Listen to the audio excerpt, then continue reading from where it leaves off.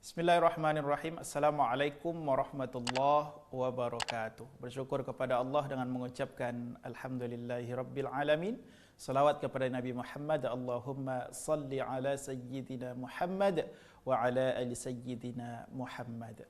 Sahabat Quran yang dimuliakan Allah Subhanahu wa taala. Alhamdulillah pada makharijul huruf. Makharijul huruf itu terambil dari kata-kata khoroja, ya, khoroja. Terambil dari kata-kata khoroja, khoroja artinya keluar, ya. Kemudian dijadikan ia menjadi isim makan, ya, isim makan, maka ia akan menjadi kata-kata makhraj.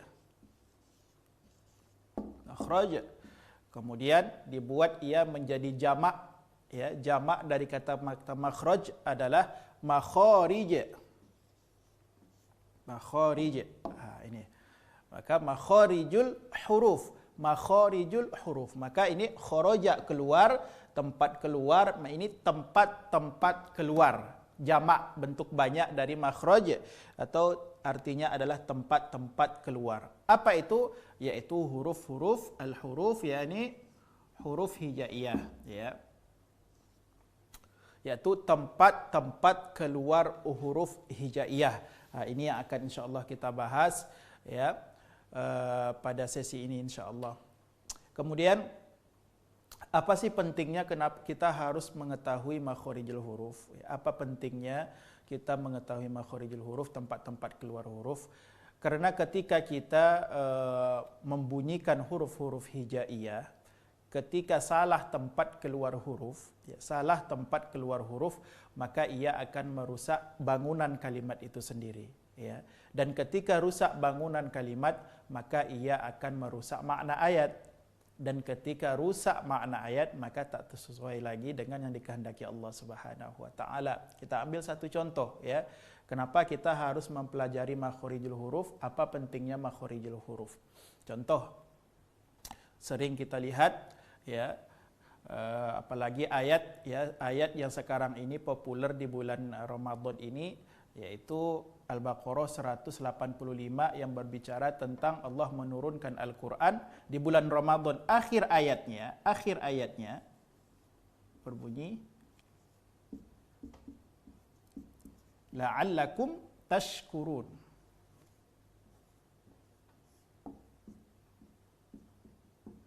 Tashkurun. Nah, lihat. Apa pentingnya kita mengetahui makharijul huruf? Kita fokus ke huruf shin saja.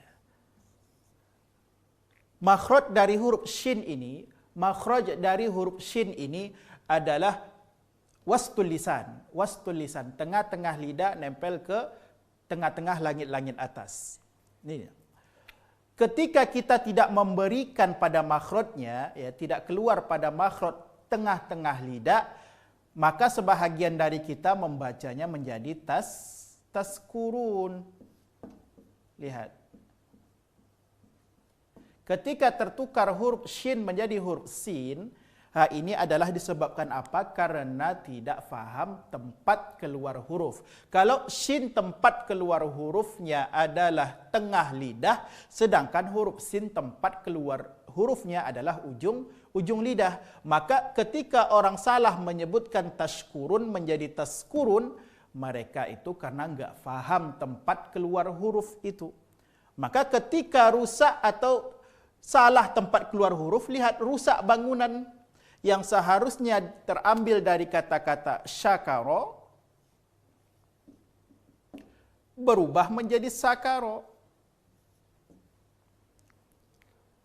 Rusak bangunan kalimat. Dan ketika rusak bangunan kalimat ini, ya, sahabat Quran yang dimuliakan Allah, maka dia akan merusak makna ayat. Merusak makna ayat. Yang seharusnya artinya la'allakum tashkurun pakai huruf shin syakara, mudah-mudahan kamu menjadi orang yang bersyukur. Kenapa? Karena Allah turunkan Al-Quran menjadi hudan, menjadi furqan. Akan tetapi ketika tertukar makharijul huruf, maka rusak. Jadi taskurun, mudah-mudahan kamu menjadi orang yang mabuk. Itu lihat. Ketika salah makharijul huruf, maka akan merusak makna ayat. Dan ketika sudah rusak makna ayat, ya, rusak makna ayat, maka otomatis akan tak sesuai lagi dengan yang dikehendaki Allah Subhanahu wa taala. Yang seharusnya ini artinya adalah positif, tertukar hurufnya menjadi negatif. Maka ini bahaya, tidak boleh terjadi, dan kesalahan-kesalahan ini adalah kesalahan jali yang dapat merusak makna ayat. Enggak boleh terjadi. Ya. Makhorijul huruf sudah, kemudian pentingnya makhorijul huruf, kemudian yang ketiga, sebelum kita masuk kepada pembahasan yang ketiga, ulama yang mempelajari ilmu tajwid berbeda pendapat tentang jumlah dari makhorijul huruf itu berapa. Ya, makhraj am, ya, makhraj secara umum ada 5. Ya, secara umum ada 5. Yang pertama namanya al-jauf. Ini makhraj secara umum, ya.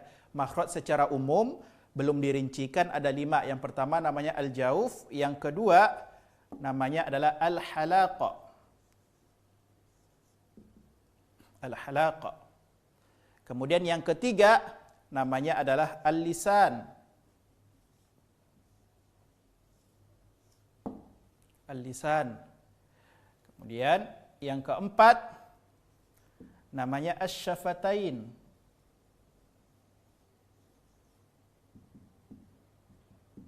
Syafatain. Dan yang kelima namanya adalah al-khayshum.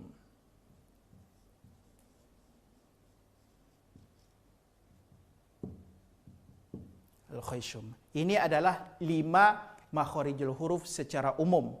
Dan masing-masing ini nanti ada bahagian-bahagiannya.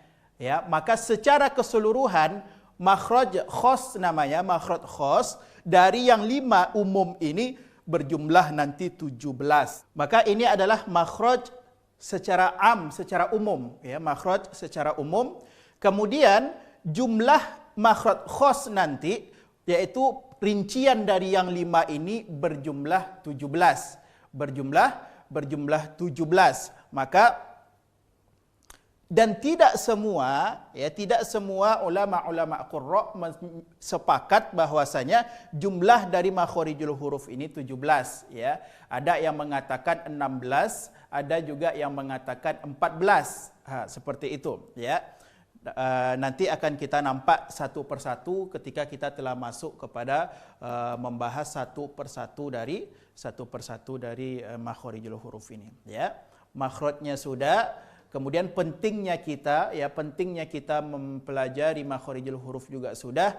Kemudian juga kita sudah sampaikan tentang jumlah dari makhorijul huruf, yaitu secara umum ada 5, akan tetapi secara khusus nanti, ya, biarpun berbeda-beda pendapat, akan tetapi pendapat yang lebih dipilih yaitu yang dikatakan oleh Imam Jazari dalam matanya, makhorijul hurufi 17 'alal ladzi yakhtaruhu man ikhtabar. Maka pendapat yang lebih mukhtabar, yang lebih dipilih, yaitu menyatakan makhorijul huruf secara keseluruhan nanti berjumlah 17. Insyaallah kita akan langsung masuk kepada al-jauf, ya. Kita akan bahas al-jauf terlebih dahulu.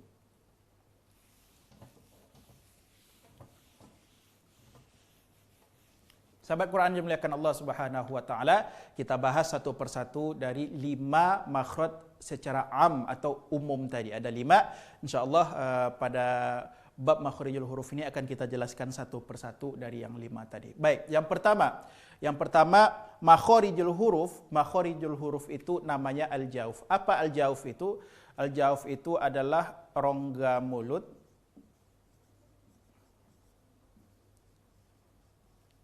dan rongga tenggorokan.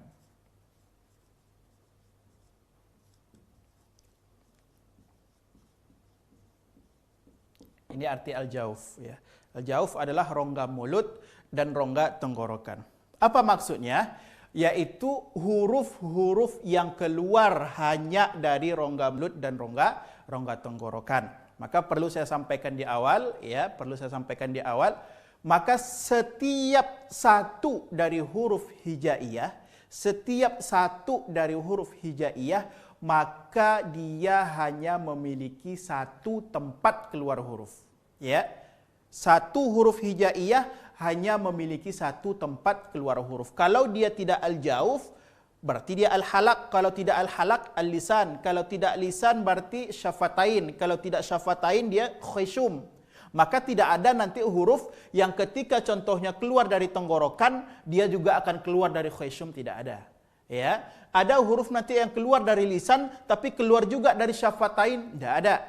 Masing-masing huruf hijaiyah hanya memiliki satu tempat keluar huruf. Kecuali nanti ada dua huruf, yaitu huruf mim dan huruf nun. Ini mim dan nun ini pengecualian saja, dia otomatis dua huruf ini akan juga keluar dari rongga hidung atau al-khayshum. Hanya dua huruf ini. Selain huruf yang dua ini, maka hanya memiliki satu tempat keluar huruf. Nanti dalam praktek akan nampak, kita lihat. Al-jauf. Apa huruf dari al-jauf ini? Huruf dari al-jauf adalah bisa mudah kita ingat, yaitu huruf mad tabi'i. Huruf mad tabi'i. Apa huruf mad tabi'i? Yang pertama alif mati, sebelumnya baris atas. Yang kedua waw mati atau waw sukun, sebelumnya baris dhammah. Dan yang ketiga ya mati, sebelumnya baris kasrah. Ini dari huruf dari al-jauf, ya. Al-jauf tadi artinya rongga mulut dan rongga tenggorokan. Kita ambil contoh. Qala yaqulu qila. Nah, ini dia. Huruf dari al-jauf adalah huruf mad tabi'i. Alif mati sebelumnya baris atas, waw mati sebelumnya dhammah, kemudian ya mati sebelumnya kasar. Contohnya qala. Ketika kita membaca qa, maka dia dibaca panjang, dan panjangnya suara itu terasa sekali keluar dari rongga tenggorokan dan rongga mulut. Qala. Qala. Kita baca wawnya. Yaku, terasa keluar. Yaku, terasa keluar dari rongga tenggorokan dan rongga mulut. Kemudian qila. Qila. Qi. Maka sepanjang huruf mad itu, panjangnya maka akan terasa keluar dari rongga mulut dan rongga tenggorokan. Kemudian apa sebahagian atau kesalahan dari kita? Ya, kesalahan dari kita dalam pengucapan al-jauf ini, sahabat Quran yang dimuliakan Allah. Ingat, arti dari al-jauf yaitu rongga mulut dan rongga tenggorokan. Kesalahannya di mana biasanya? Yaitu ketika penyebutan huruf mad ini masuk ke rongga khayshum atau rongga hidung. Kita contohkan. Ya, kita ambil contoh. A'udzu billahi minasy syaithanir rajim. Ar-rajim.